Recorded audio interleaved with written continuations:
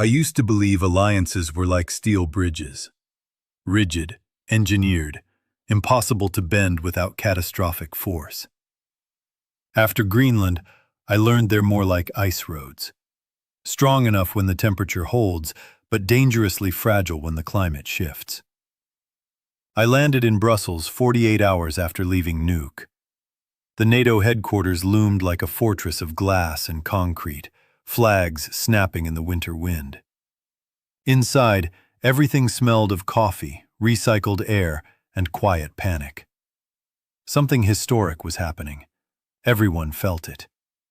This wasn't a crisis born from missiles or tanks crossing borders. It wasn't Russia. It wasn't China. It was the unthinkable scenario NATO had never seriously wargamed. What if the threat comes from within? The first briefing I attended wasn't on any public schedule. No cameras, no statements. Just a handful of journalists escorted into a side room by aides who spoke in hushed tones. A senior European diplomat leaned across the table and said it plainly. If Washington continues down this road, NATO will survive in name only. No one contradicted him. Behind the closed doors upstairs, ambassadors were arguing over legal interpretations that had never mattered before. Article 5, Article 1, Precedent, Intent.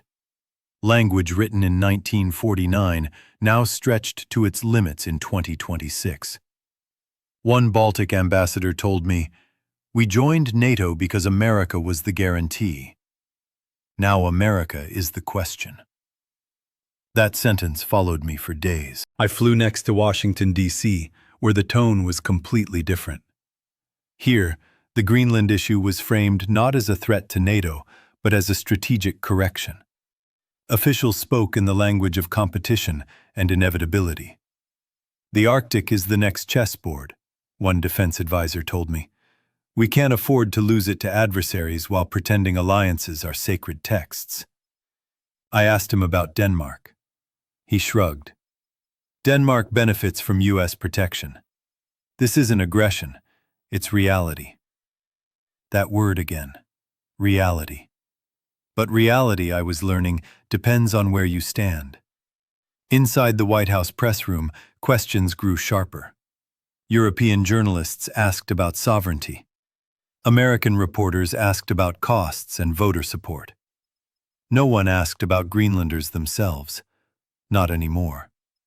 They'd become abstract. Then the numbers dropped. A leaked internal polling memo showed something dangerous for the administration. Support for the Greenland push was collapsing, not just among Democrats, but among independents and moderate Republicans. Veterans groups were speaking out. Former NATO commanders warned publicly that coercion against Denmark would shatter trust built over generations.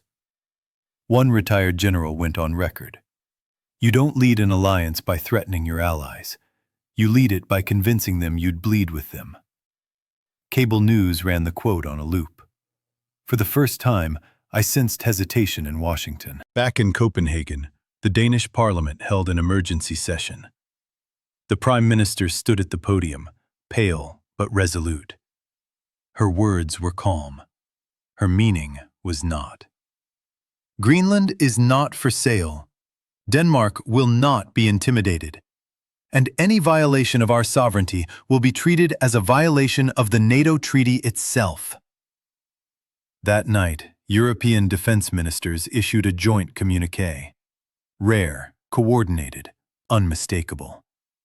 They reaffirmed Greenland's status within the Kingdom of Denmark, NATO's collective defense obligations, and, pointedly, the principle that no member may coerce another. Diplomatic language. Steel spine. I returned to Nuuk one last time. This time, there were more soldiers, more journalists, more eyes watching the Arctic sky. But life went on. Kids walking to school, fishermen prepping boats, elders standing quietly outside government buildings. I spoke again with Anna, the woman I'd met days earlier. "Do you feel safer now?" I asked. She thought for a long moment. "No," she said, "but I feel seen." That mattered. Greenland's parliament passed a resolution demanding international recognition of Greenlandic self-determination. Not independence, not alignment, but voice. For the first time, the world began listening to the island instead of talking about it. Then, without announcement, something shifted. American naval movements slowed. Rhetoric softened. Officials stopped using the phrase, "one way or another." The president posted instead about negotiations, partnerships, investments.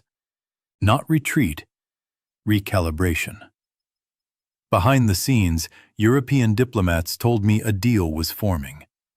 Expanded U.S. basing rights, joint Arctic security initiatives, major infrastructure investment, explicit reaffirmation of Danish sovereignty. It wasn't ownership, it was compromise. As I filed my final story, I realized something unsettling.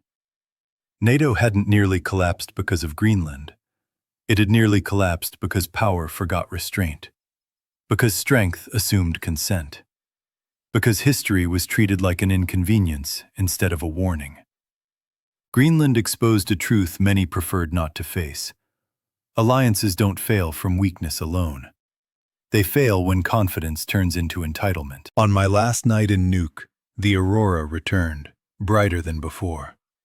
I stood alone, notebook closed. The crisis hadn't ended the world, it hadn't rewritten borders, but it had done something arguably more important. It forced allies to ask what loyalty really means in an age of competition. Greenland remained Greenland. Denmark remained Denmark.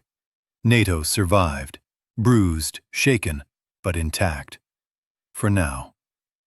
And I, James Smith, walked away knowing this story wasn't really about land or ice or military strategy.